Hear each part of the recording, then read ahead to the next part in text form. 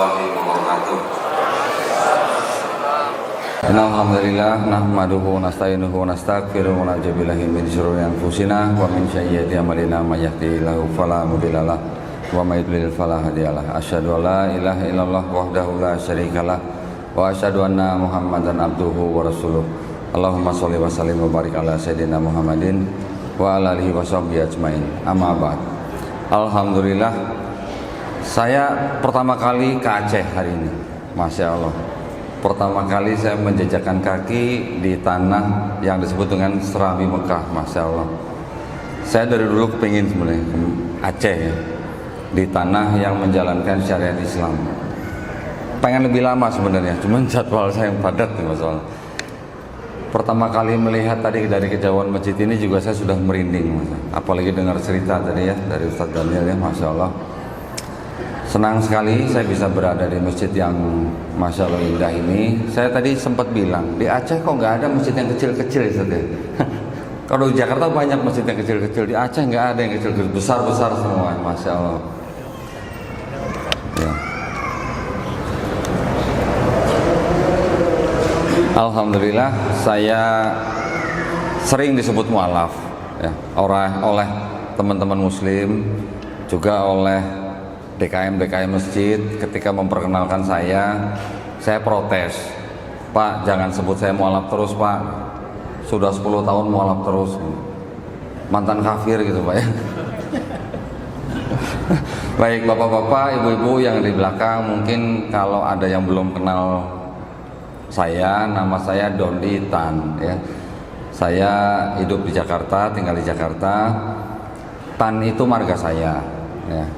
Marga itu kalau dalam bahasa Cinanya tuh se. Jadi saya Dondi Setan ya.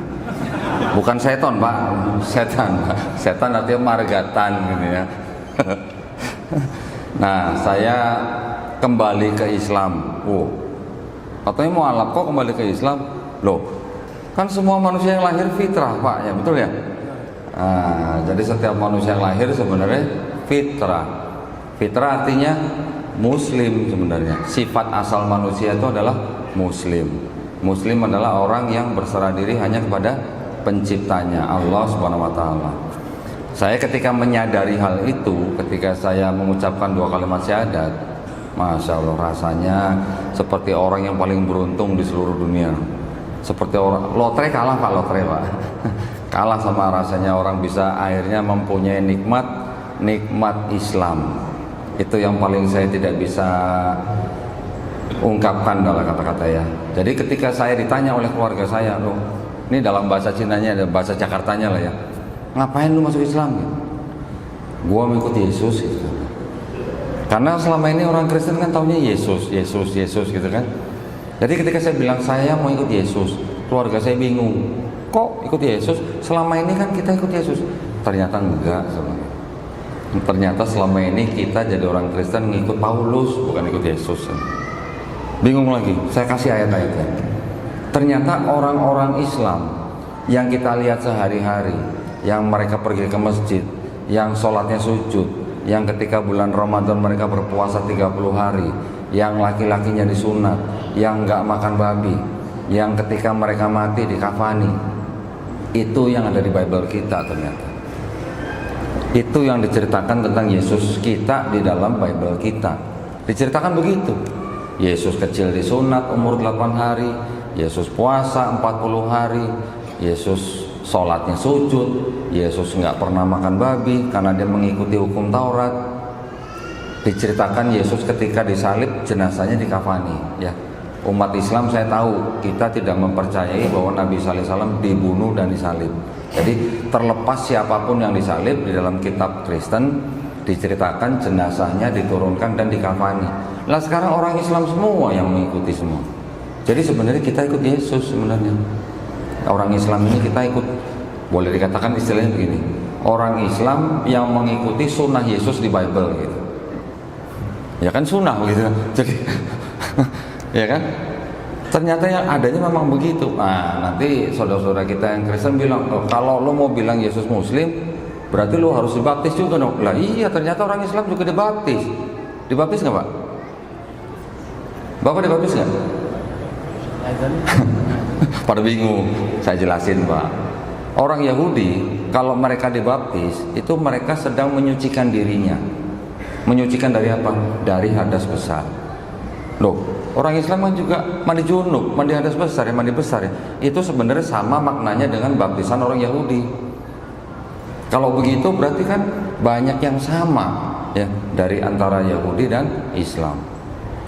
Tetapi nah, setelah saya pelajari ulang, ternyata saya juga baru menyadari dan saya berani menyatakan bahwa yang disebut dengan Taurat, Zabur, Injil yang di dalam Quran, yang disebut dalam Quran itu ternyata bukan kitabnya orang Yahudi dan bukan kitabnya orang Kristen. Kenapa saya berani ngomong gitu? Saya sudah sering bahas ya.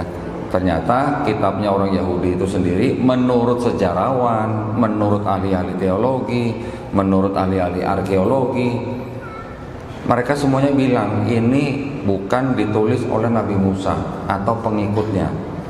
Kenapa? Karena ditulis hampir 1000 tahun setelah Nabi Musa wafat. Begitu juga kitabnya orang Kristen. Kitabnya orang Kristen yang disebut dengan Perjanjian Baru, di dalam Perjanjian Baru ada 4 kitab yang oleh orang Kristen disebut Injil, ternyata bukan Injil yang diterima oleh Nabi Isa alaihissalam yang disebut dalam Quran gitu ya. Di Quran kita mungkin sering membaca di Quran surat Maryam ayat ke-30, Nabi Isa putra Maryam mengatakan bahwa aku dijadikan hamba Allah, ya kan? Dan aku menerima kitab dalam kurung Injil.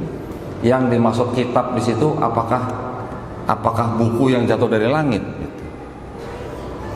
Ternyata bukan. Kata kitab sendiri yang sering dipakai di dalam Quran, yang merujuk kepada kitab-kitab yang diberikan kepada Bani Israel, artinya belum tentu buku yang seperti sekarang kita lihat kitab gitu. Ya. Ternyata artinya bisa apa? Hukum, ketetapan, perintah, aturan dari Allah Subhanahu wa taala kepada suatu bani tertentu. Jadi kalau disebut kitab Taurat, kitab Zabur, kitab Injil, itu belum tentu kitab yang sekarang kita lihat kitabnya Yahudi dan kitabnya Kristen, dan saya berani mengatakan bukan. Ya. Kita juga sering membaca bahwa di Quran sering disebutkan mereka kaum Yahudi merubah-rubah atau mengubah-ubah ayat yang berasal dari Allah dan mengatakan ini berasal dari Allah, dan mereka menjual dengan harga yang murah. Al-Baqarah ayat ke-79. Ternyata memang betul, setelah saya pelajari ketemu apa yang diubah-ubah. Nah makanya saya kalau ceramah kemana-mana saya bawa koper kayak tukang jualan buku gitu. Kenapa saya bawa segini banyak? Buat jaga-jaga Pak, siapa tahu di jalan ketemu pendeta gitu Pak ya. Karena alhamdulillah ketika saya sudah masuk Islam, kemudian saya tetap mempelajari yang disebut dengan ilmu kristologi, dan qadarullah saya bisa bergabung dengan sebuah yayasan, yaitu Yayasan Pembina Mu'allaf At-Tauhid yang berpusat di Surabaya. Alhamdulillah saya diamanahkan menjadi ketua Litbang. Ya, ketua Litbang ini gunanya bukan hanya penelitian dan pengembangan, tapi ternyata saya ditugaskan setiap tahun saya harus berdebat dengan pendeta minimal 2 kali dalam setahun. Kok berdebat? Emang boleh berdebat? Ternyata boleh di Quran ya. Di Quran juga dikatakan janganlah kamu berdebat dengan ahlul kitab, ada kecualinya. Kecuali apa? Kecuali dengan cara yang paling baik. Nah, jadi saya ditugaskan untuk cari pendeta, untuk berdebat dengan mereka, tapi dengan cara yang paling baik. Cara yang paling baik itu gimana? Kita nggak boleh menghina pribadi orang, kita nggak boleh menghina agama orang, kita apalagi nggak boleh menghina sesembahan orang. Allah Subhanahu wa taala sendiri memerintahkan kita tidak boleh menghina sesembahan orang lain kan. Jadi ketika saya berhasil mendapatkan pendeta untuk saya ajak debat, kita sewakan hotel yang baik, kita sewakan kamar yang baik, kita sediakan makanan yang baik. Mereka hanya perlu datang, berdebat, makan, tidur enak, pulang kita amplopin. Itu tugas saya setiap tahun 2 kali minimal. Tahun ini baru sekali. Susah sekarang nyari pendeta untuk diajak berdebat. Ya, jadi ya alhamdulillah, jadi sekarang saya banyak memberikan kajian-kajian kristologi kepada umat Islam. Alhamdulillah di masjid-masjid sekarang sudah mulai menerima kajian-kajian seperti ini, dan juga di pondok-pondok pesantren. Semalam saya tuh sampai hampir jam 12 malam tuh di sebuah pondok pesantren motivator Quran di Bogor. Masya Allah, ternyata santri-santrinya sudah pada tahu ilmu kristologi. Banyak sekali pertanyaan-pertanyaan dari mereka yang mereka ternyata dapat dari media sosial. Dan saya bersyukur, kenapa? Karena umat Islam yang saya temui di masjid-masjid sudah semakin aware gitu ya, sudah semakin sadar bahwa ada yang namanya bahaya pemurtatan. Nah, bahaya pemurtatan itu sudah dilakukan oleh saudara-saudara kita Kristen dari bukan 10 tahun, 20 tahun yang lalu, dari zaman Belanda ya, bahkan dari zaman Portugis juga mungkin sudah dilakukan. Nah, jadi alhamdulillah kajian kristologi ini yang ditempuh oleh Yayasan Pembina Mu'alafah Tauhid ini buat kami adalah merupakan dakwah tauhid ya. Dakwah yang mengajak orang untuk bertauhid. Jadi dengan cara kita berdebat dengan pendeta, yang kita harapkan yang menonton. Yang menonton entah itu umat muslim ataupun yang belum muslim. Saya sebutnya belum muslim ya, jangan non-Islam lah. Saya sebutnya belum muslim, mudah-mudahan mereka menjadi muslim. Kita melakukan perdebatan itu dengan tujuan supaya yang menonton baik muslim maupun yang belum muslim, yang muslim akidahnya tambah kuat, yang belum muslim syukur-syukur menjemput hidayah. Sering saya berapa kali setelah berdebat ditelepon sama orang, kok ini barusan nonton debat mau bersyahadat, alhamdulillah. Bahkan pernah suatu kali saya berdebat di Surabaya, debatnya belum selesai sudah ada ibu-ibu mau bersyahadat. Saya bilang tunggu ya Bu, saya selesaikan dulu debatnya. Setelah selesai baru ibu bersyahadat. Setelah selesai kita tutup kan debatnya kan. Saya bilang kepada Pak Pendetanya, Pak Pendeta terima kasih banyak ya partisipasinya, sudah berdebat. Alhamdulillah lancar, silakan Bapak meninggalkan tempat, saya bilang gitu kan. Karena tempatnya kita mau pakai buat mensyahadatkan orang. Kata pendetanya apa? Saya belum pernah lihat orang syahadat, saya pengen lihat gitu. Saya tanya, "Loh Pak, nggak sekalian aja Pak?" Saya bilang, ketawa aja gitu. Ya, hidayah bukan dari kita, hidayah milik Allah Subhanahu Wa Taala ya. Nabi Muhammad SAW saja tidak bisa menjadikan pamannya menjadi muslim, apalagi kita. Tetapi yang bisa kita lakukan adalah kita hanya menyampaikan, walaupun hanya satu ayat. Itu yang kami lakukan di dalam yayasan ini, dan alhamdulillah ini kita sebut sebagai jalur perang pemikiran, Gausul Fikri. Ya, kita sudah bukan zamannya lagi perang fisik, kita sekarang zamannya perang pemikiran. Perang pemikiran ini sudah lama dilakukan oleh ulama-ulama kita, bahkan dari zaman-zaman setelah Nabi. Nah, jadi alhamdulillah sekarang kami sudah mulai bisa berkolaborasi bahkan dengan sekolah tinggi ilmu agama Islam. Kami memberikan ilmu ini juga kepada pondok pesantren, dan juga kami juga membina mu'alaf. Kami membagi Indonesia menjadi 8 wilayah. Wilayah 1 sampai wilayah 8, mulai dari Aceh sampai Papua. Setiap wilayah diketuai oleh seorang ketua wilayah, dan kami membina mu'alaf yang ada di wilayah tersebut. Alhamdulillah di Aceh belum ada nih. Mungkin Ustadz Daniel nanti kita bisa kolaborasi ya Ustadz ya. Kita yang di wilayah 1 nih dari Aceh sampai Sumsel kita baru beroperasional di daerah Riau. Nah, tapi kenapa kita membagi 8 wilayah Indonesia? Karena kalangan Kristen juga membagi Indonesia menjadi 8 wilayah. Jadi kami membagi wilayah tersebut dengan wilayah yang sama dengan yang mereka pakai. Nah, kami tinggal mencari SDM yang mau ikut berjuang di dalam dakwah kami, sehingga di setiap kota bahkan sampai ke tingkat kelurahan kami bisa punya perwakilan. Sudah cukup banyak lembaga-lembaga mu'alaf di Indonesia, yang saya tahu kurang lebih ada 300-an ya. Maka itulah saya 2 tahun yang lalu saya mengusulkan kepada MUI Pusat melalui lembaga dakwah khusus, saya menginginkan sebuah asosiasi ya, asosiasi lembaga mu'alaf Indonesia. Tujuannya apa? Supaya kita tahu perkembangan mu'alaf di Indonesia. Karena pernah dan berapa kali saya tanya ke MUI, Ustaz, berapa orang yang masuk Islam di Indonesia dalam setahun? Nggak ada yang bisa jawab. Saya malu dengan teman-teman pendakwah kita yang dari Malaysia. Mereka bisa langsung sebutin 10.000, 12.000 setahun gitu. Kita di Indonesia nggak bisa jawab. Datanya ada nggak? Ada sebenarnya, tapi terpencar di lembaga-lembaga mualaf yang ada, ya. Mungkin seperti kayak FDP juga pasti punya datanya, tapi tidak terintegrasi kan. Gitu. Makanya, alhamdulillah sebulan yang lalu sudah dibentuk Asosiasi Lembaga Mualaf Indonesia, sehingga setiap lembaga lembaga-lembaga mualaf Indonesia ini bisa menyatukan data sehingga kita bisa berdakwah dengan lebih efisien dan efektif. Jadi kita tahu di Indonesia berapa orang masuk Islam setahun, di daerah mana yang paling banyak, di daerah mana yang banyak pemurtadan misalnya gitu. Jadi kita bisa merencanakan kegiatan kita dengan lebih tepat sasaran. Alhamdulillah kami di Yayasan Pembina Mualaf Tauhid ini juga mungkin karena disorot gitu kali ya. Saya sering mensadarkan orang memberikan uang zakat gitu. Yang nonton ternyata ada pejabat-pejabat dari Basnas, ada dari yayasan-yayasan lain. Akhirnya malah mereka pada titip zakat sama kita gitu. Jadi ya mau nggak mau kita harus salurkan zakat ini gitu. Ternyata memang orang-orang yang baru masuk Islam itu kan berhak atas zakat.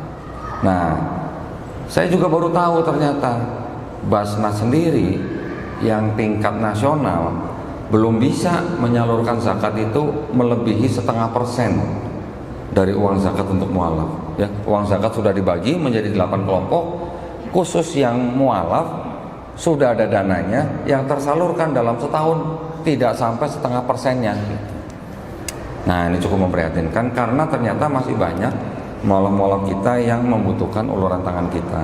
Ya, banyak juga mualaf-mualaf yang terbuang dari keluarganya, luntang-lantung gitu, nggak punya tempat untuk tinggal, tidak ada yang menampung, ya mau nggak mau kadang-kadang mereka bisa balik lagi ke agama lamanya. Ditawari uang sekian juta, balik. Bahkan ada seorang mantan pendeta sudah masuk Islam, saya syahadatkan, tidak lama ditawarkan oleh gerejanya lagi 1 miliar suruh balik. Alhamdulillah dia nggak mau. Ya. Seperti itu hal-hal yang biasa kita lihat gitu ya. Saya nggak tahu kalau di Aceh ini apakah yang murtad gitu, ada tak? Ada juga Pak ya? Ada. Orang Aceh? Waduh, prihatin juga berarti ya. Orang Aceh kalau murtad masih dianggap orang Aceh nggak Pak? Oh, nggak tinggal sini lagi. Oh, diusir. Oke. Ya. Kalau yang mualaf juga tadi saya dapat laporan kurang lebih ada berapa orang? 200 orang yang dibina ya. Alhamdulillah. Yang via FDP. Yang via FDP. Ada lembaga yang lain berarti dia. Alhamdulillah. Ada YPMA Aceh. Oh, setahu saya belum dikukuhkan itu Pak. Oh, singkatannya beda. Bukan At-Tauhid. Oh, YPM Aceh maksudnya. Masya Allah. Mudah-mudahan terbentuk Pak, insya Allah ya Pak ya. Baik, nah jadi saya lanjutkan sedikit. Kemudian kita langsung sesi tanya jawab aja ya, karena sebelum bisa kita udah harus selesai katanya. Ya, jadi kami di dalam Yayasan Pembina Mualaf Tauhid ini terus berusaha untuk membantu orang-orang yang mau masuk Islam. Ya, kami juga mempunyai program-program khusus untuk membina para mualaf. Jadi kalau biasanya lembaga mualaf itu mengadakan program-program untuk membina para mualaf itu, mualafnya dipanggil untuk datang kemudian dibina, susah kadang-kadang kalau di kota-kota besar ya seperti di Jakarta, karena mereka banyak yang bekerja, terhambat dengan waktu dan pekerjaan. Akhirnya kami juga bekerja sama dengan lembaga kursus privat, kami kirimkan guru privat ke masing-masing mualaf, ke rumahnya masing-masing.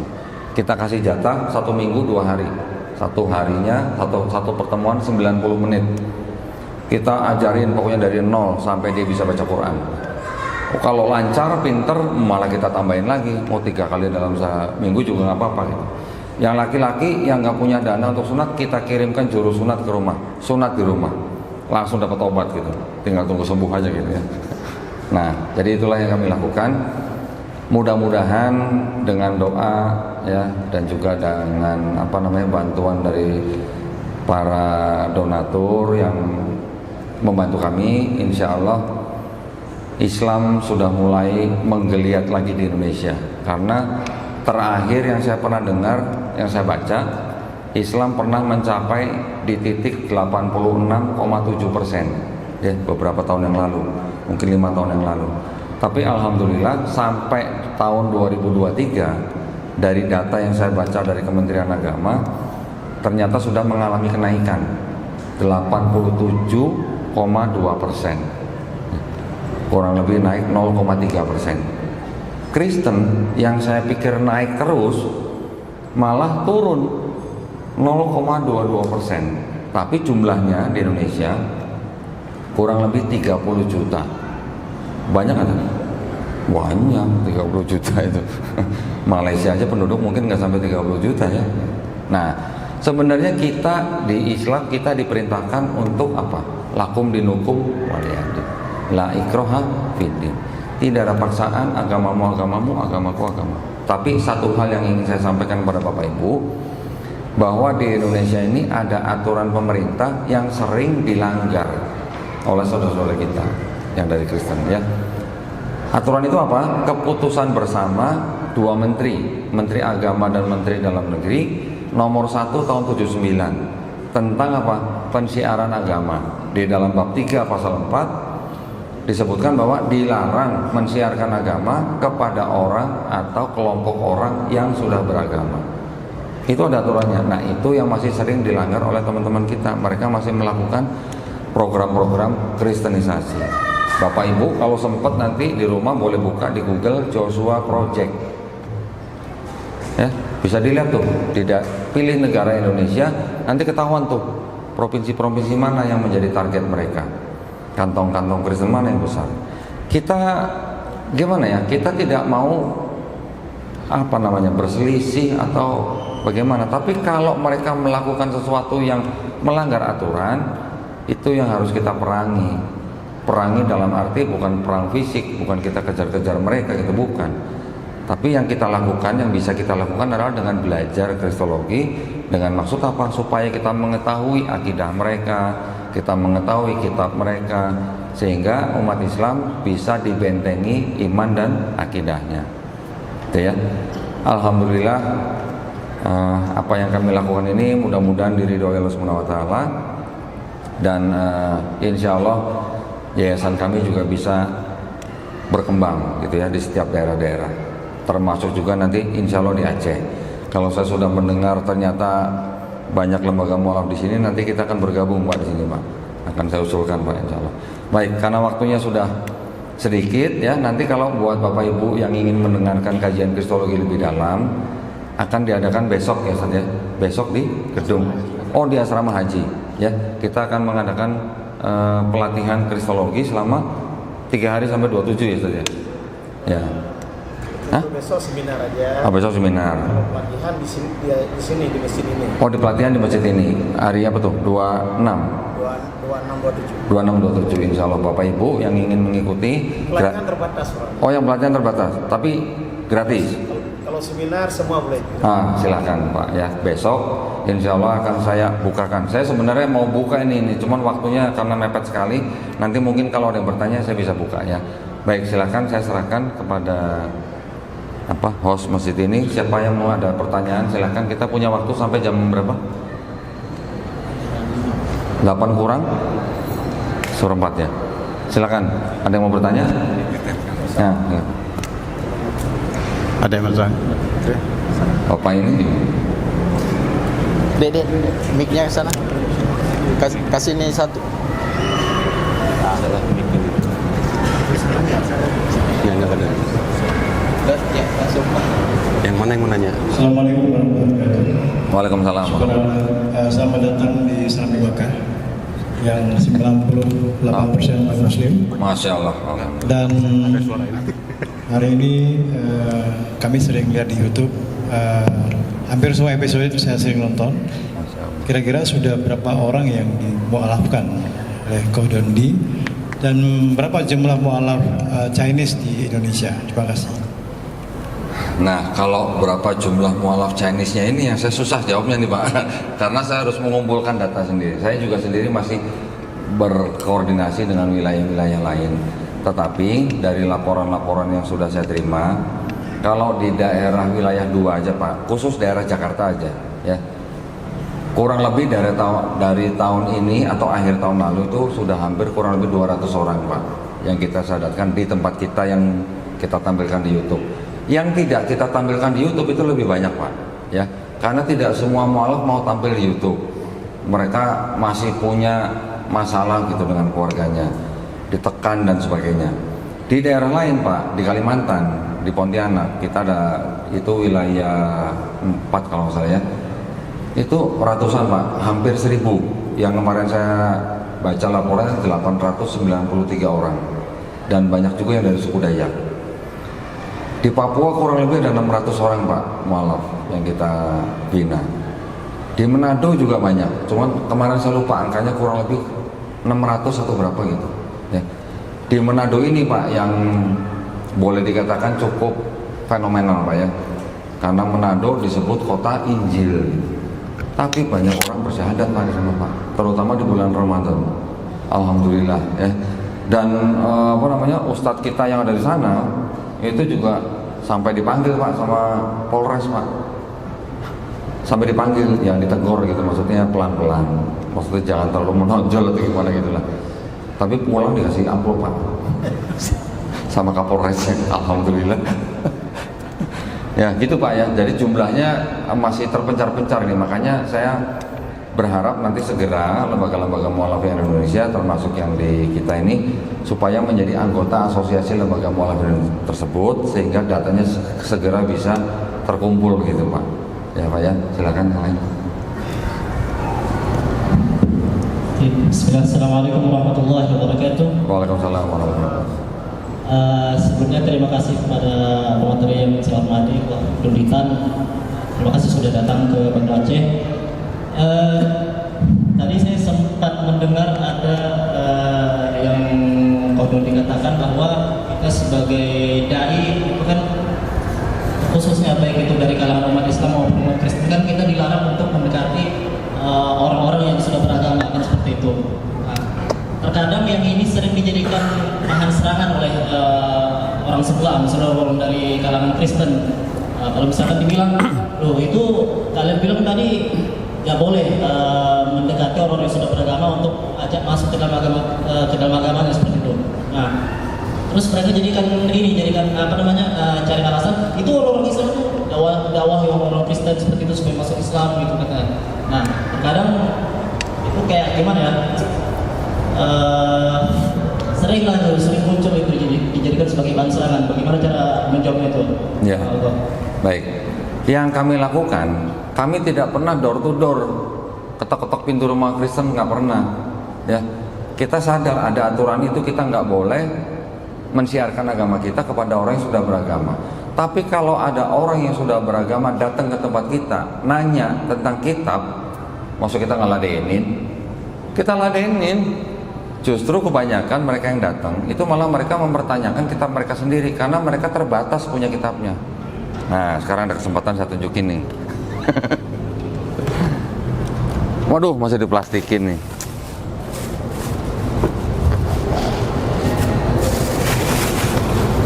Waduh, masih diplastikin. Sebentar.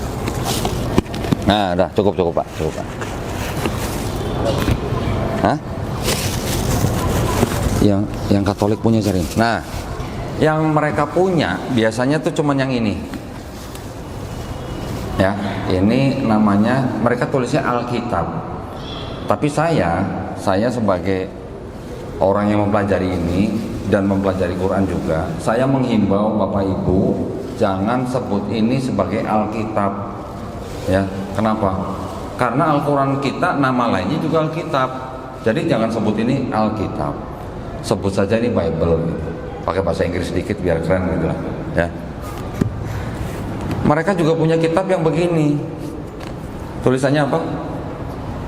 Ada tulisannya Injil, kitab suci Injil. Mereka bikin kitab ini, selain tulisannya Injil, mereka juga menulis yang disebut dengan Yesus Kristus. Di sini bukan Yesus Kristus, siapa nih? Isa Al-Masih. Yang menerbitkan ini sama yang menerbitkan ini sama lembaganya. Kok dibedain? yang ini buat orang Kristen, yang ini buat orang Islam. Ini dibagi-bagikan ke rumah orang Islam. Nah, hari ini kan saya datang bersama seorang ibu. Ibu ini dulu kerjanya di Lembaga Alkitab Indonesia. Sayang beliau nggak ikut datang nih. Dia kalau melihat begini malu dia. Ini karya dia nih soalnya nih. Yang begini dibagikan Pak ke rumah-rumah orang Islam. Jadi tuh lihat ini Injil yang diterima oleh Isa Al-Masih. Gitu.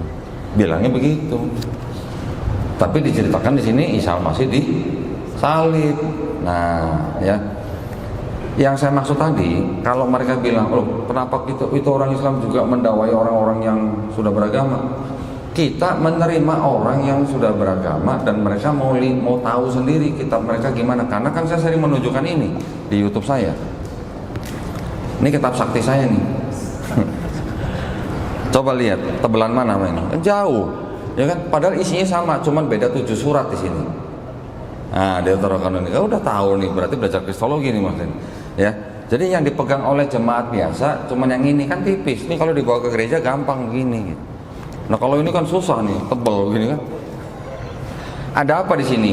Di sini isinya sama. Jadi di sini ada 66 surat, di sini ada 73 surat. Yang 66 surat di sini sama dengan yang 66 surat di sini. Cuman di sini ada 7 kitab yang ditolak oleh ini gitu. Nah, di sini juga ada catatan kakinya, ada tafsirnya. Makanya jauh lebih tebal gitu.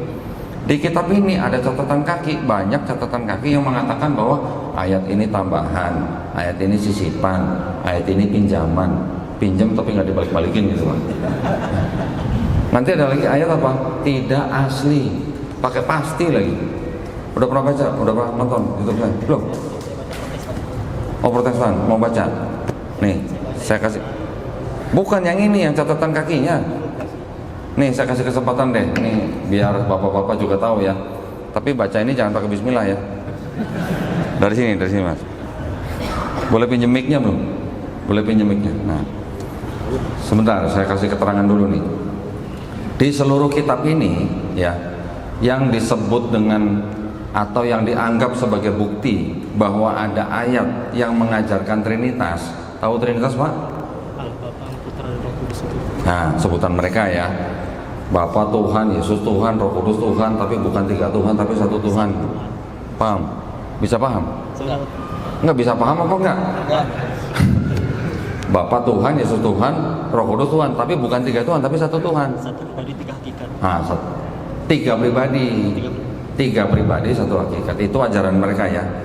Itu cuman ada di 1 Yohanes 5 ayat 7. Bunyinya begini nih dari 7 nih. Sebab ada 3 yang memberi kesaksian di dalam sorga, Bapa, Firman dan Roh Kudus. Bapa, Firman dan Roh Kudus dan ketiganya adalah 1. Dan ketiganya 1. Terus? Dan ada 3 yang memberi kesaksian di bumi. Roh dan air dan darah, dan ketiganya adalah 1. Sampai sini aja, sampai sini. Ini ada catatan kaki di bawah nih, ayat 7 sampai 8, kalimat di dalam surga sampai di bumi, ada keterangannya. Bagian ayat ini apa? Bagian ayat ini tidak terdapat dalam naskah-naskah Yunani yang paling tua dan tidak pula dalam terjemahan-terjemahan kuno, bahkan tidak ada dalam naskah-naskah yang paling baik dari Vulgata. Bagian ini kiranya aslinya sebuah catatan di pinggir halaman salah satu naskah terjemahan Latin yang kemudian disisipkan ke dalam naskah-naskah oleh penyalin dan akhirnya bahkan disisipkan ke dalam beberapa naskah Yunani. Karenanya bagian ini pasti tidak asli. Tolong diulang, karenanya Bagian ini pasti tidak asli. Pasti tidak asli, coba. Tidak asli apa kata lainnya? Palsu. Nah, situ yang ngomong bukan saya kan. Oke, makasih.